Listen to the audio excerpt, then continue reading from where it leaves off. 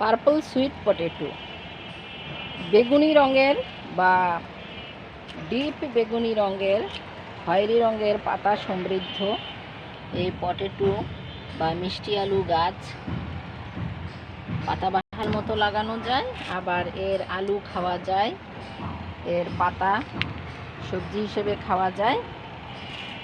বাগানের শোভা বর্ধন করে, পাশাপাশি অর্গ্যানিক খাবারের যোগান দেয়।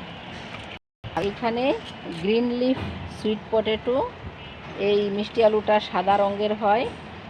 এই মিষ্টি আলু আমরা সবাই চিনি।